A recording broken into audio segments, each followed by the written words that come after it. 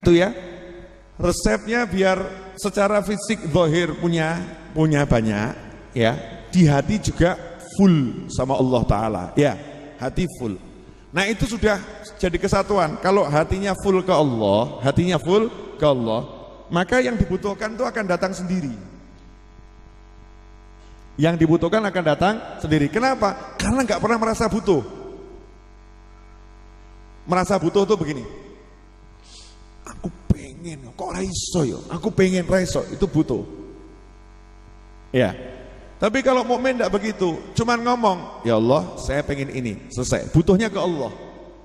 Butuhnya ke Allah. Sugihnya itu mintanya dari Allah. Yang punya adalah Allah. Jadi nggak lihat lagi perantara. Sarana itu nggak dilihat. Kerja ya kerja, buka toko. Jadi tukang cukur rambut. Gak pernah dia mengatakan bisa saya dapatkan dari hasil nyukur, gak pernah. Gak pernah dia katakan bisa saya dapatkan dari hasil gaji saya 3 tahun, gak pernah. Dia cuma ngomong, ya Allah saya pengen ini, selesai minta sama Allah yang maha kaya. Selanjutnya dia bekerja sesuai yang dia bisa kerjakan, halalan, thayyiban. Yang penting halal apik, selesai. Nah, caranya gimana? Biar dunianya itu berdatangan.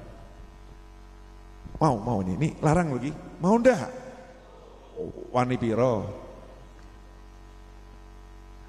Ini mahal.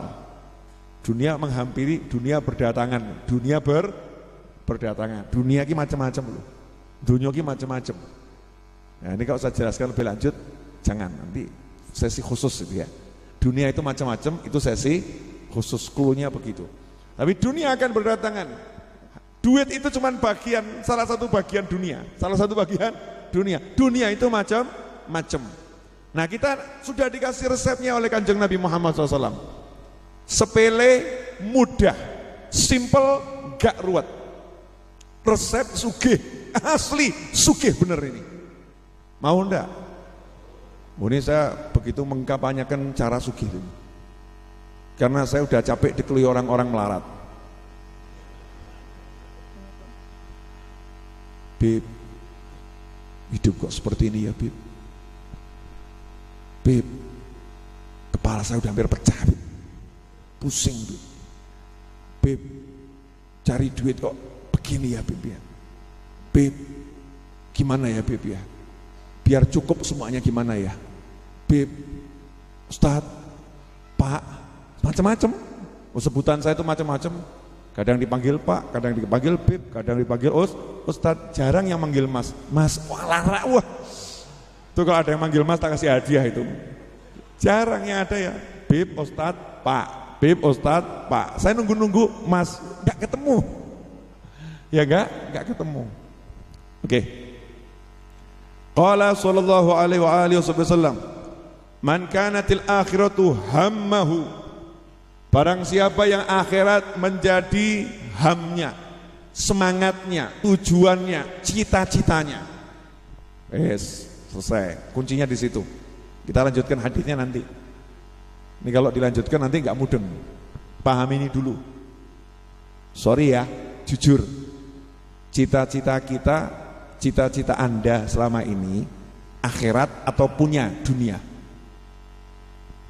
Jangan gaya jujur atau jujur. Contoh ya, kerja di pagi hari, pulang di malam hari. Selama setahun, di kepalanya itu apa yang ada? Duit atau duit? Duit atau uang? Uang atau money? Money atau harta? Harta. Buat apa? Punya A, punya B, punya C, punya D sampai Z, betul? Punya E to Z, punya A sampai Z, benar begitu? Berarti yang menjadi semangatnya keluar ke pasar adalah A sampai Z. Yang menjadi semangatnya pergi ke toko adalah A sampai Z. Yang jadi semangatnya ya untuk dia pergi ke mana lagi lah, ke hutan adalah A sampai Z. Yang jadi semangatnya dia pergi ke luar negeri adalah A sampai Z. Biar bisa beli ini, biar bisa beli itu, biar hidup layak, bla bla bla bla bla bla.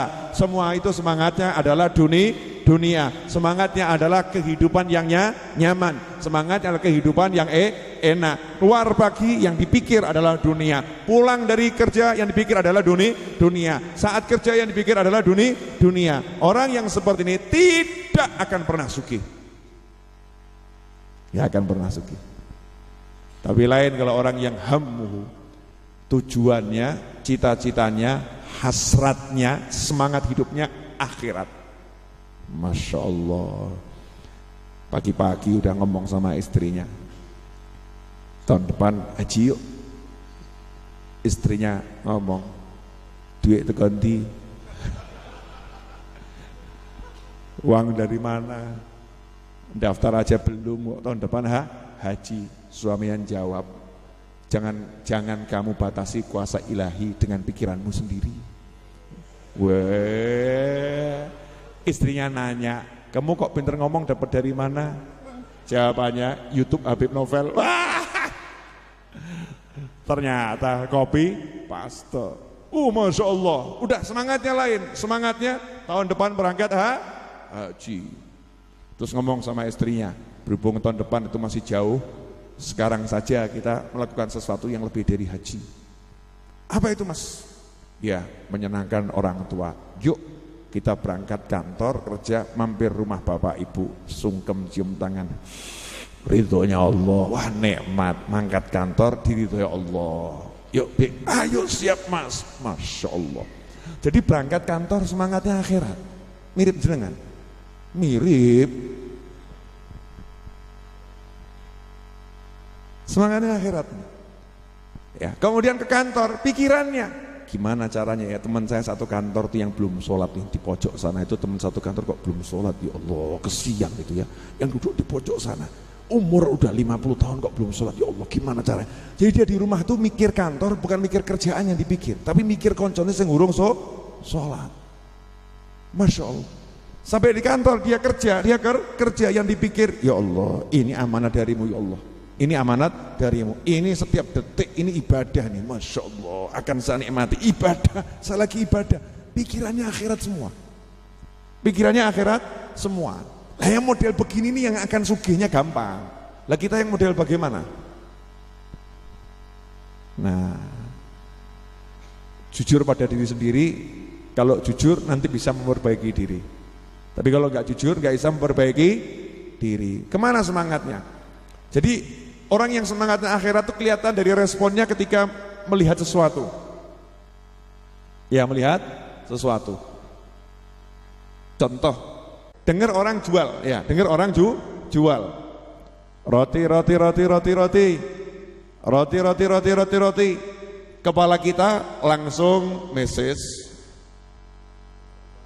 coklat, selai kacang, ya, selai nanas, kopi atau teh, ya. Kemudian di pinggir kolam renang, seruput, celup, enak. Kita, lah ini makom al-gragasu.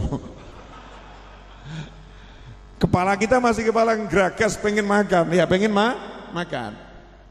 Beda kalau orang yang udah makomnya tuh hamnya akhirat, roti, langsung, ya Allah, jam segini bapak ini masih jualan roti, ya laku ndak rotinya? Dia kalau pulang nggak bawa uang buat keluarganya kesian.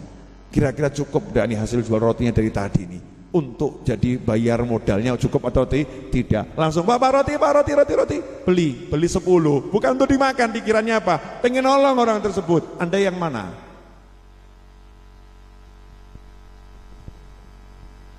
Bedanya jauh atau tipis? Jauh atau tipis? Jauh. Nah orang yang kedua itu nanti yang digambarkan Nabi Muhammad SAW uripe pena. Lah yang pertama yang ngono ruwet, hidupnya ruwet. Kenapa? Man kanatil akhiratu hammahu, barang siapa yang akhirat menjadi semangatnya, tujuannya, pola pikirnya itu akhirat, ja'alallahu ghinahu fi qalbih, maka Allah menjadikan kekayaan itu terletak dalam hatinya. Sugih hatinya itu. Ya, sugih hatinya selalu merasa puas, merasa cukup, tidak pernah merasa kurang. Perkara dia nambah Allah yang kasih. Allah yang kasih, tapi dia merasa cukup. Kayak pit cukup, kayak mobil cukup, kayak pesawat cukup. Enggak ada bedanya. Sehingga kalau pesawatnya hilang ganti mobil lagi, enggak pernah hatinya berubah. Mobilnya hilang ganti motor lagi, enggak pernah hatinya berubah. Motornya hilang ganti jalan kaki, hatinya tetap sama. Nikmat. beda dengan orang yang hatinya belum kaya. Punya mobil, dari motor ganti mobil, mobilnya hilang balik motor, stres. Paham bedanya? Nah itu berarti belum sugih. Allah jadikan kekayaan dalam hatinya, wa jamalahu syamlahu, dan Allah jadikan keluarganya itu bisa terkumpul, urusannya bisa beres. Mangan orang mangan yang penting kumpul tadi lu ya. Syamel itu bisa keluarga, bisa urusan. Jadi urusannya keluarganya semua dikumpulkan. Ini kekayaan yang luar biasa. Dan yang terakhir poinnya buat orang yang semangat akhirat, wa atadhud dunya wa hiya raghimah. Dunia mendatanginya dalam keadaan menghinakan diri, dalam keadaan tunduk. Dunianya ngemis, tolong aku tomponan. Terima cintaku, kata dunia begitu. Ambil aku. Drosor tuh marani dia dunianya itu. Dianya nyantai saja. Ya, kalau pengen ya diambil, nggak pengen nggak diambil. Sudahkah kita seperti itu?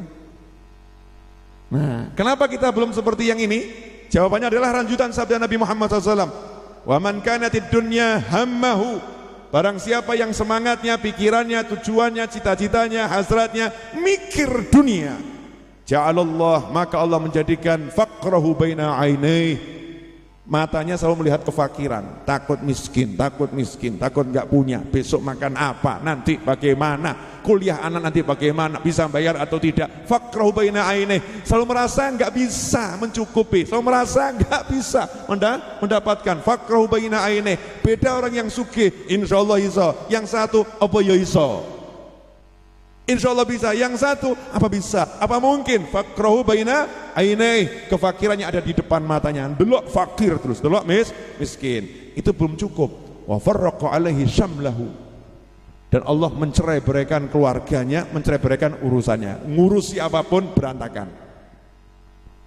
Ya, ngurusi apapun berantakan. Kalau kita merasakan seperti itu, solusinya bukan manggil pakar-pakar, tolong ini perbaiki perusahaan saya, tolong perbaiki usaha saya, tolong ganti nama pabrik saya. Bukan itu solusinya. Solusinya hatimu kemana?